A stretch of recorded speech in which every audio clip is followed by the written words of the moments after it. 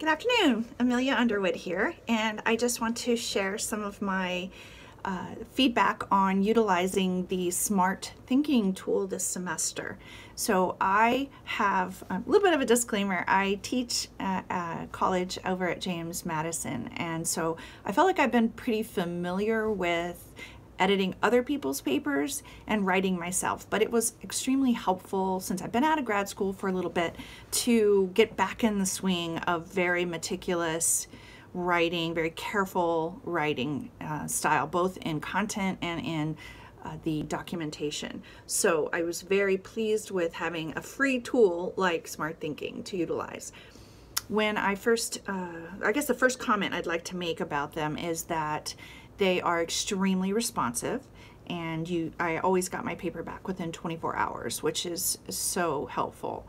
And I would suggest not paying for this tool.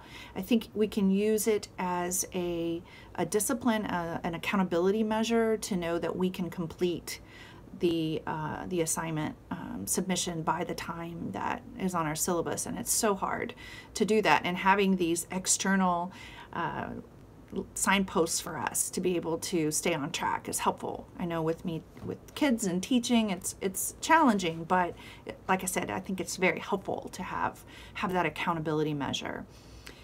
When you receive your feedback from Smart Tool, they begin with a very positive message to you, and I enjoyed that. That's the way to give feedback, is to say, hey, you really did this right, you used your commas right, you had great word choice here, now here's a few things we can work on. And so you're very receptive at that point.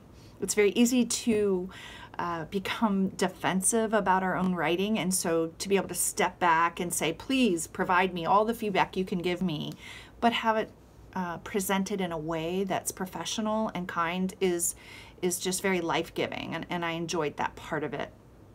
I would also say that they work with a number of different schools of writing style, APA, MLA, Chicago, whatever it is, and different purposes for writing. So you have to be careful that you understand what the rubric is for your particular assignment. For example, I submitted my first Williams paper, and I had written in present tense, which is what I'm most familiar with in terms of writing and critiques. And the Writing Center sent me a response that I should put it in past tense.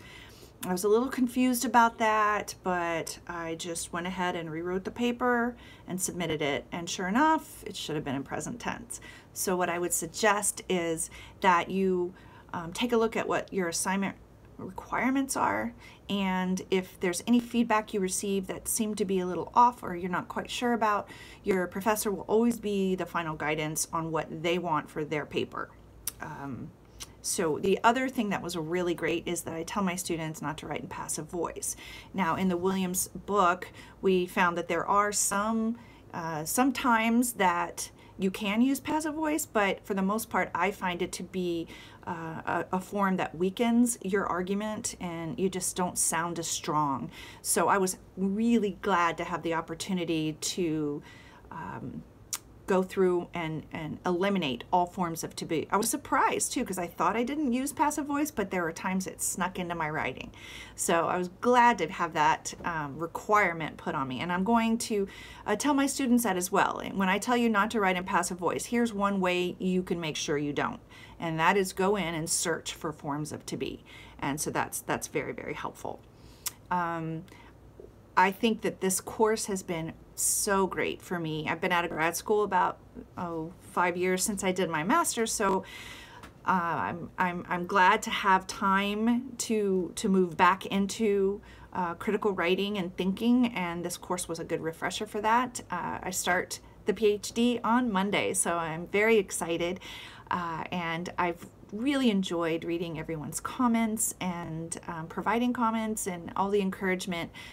This community at Regent is unlike any other I've seen in my academic experience, and I'm just so blessed, and I wish you all many, many blessings and future success in your academics. Have a great day.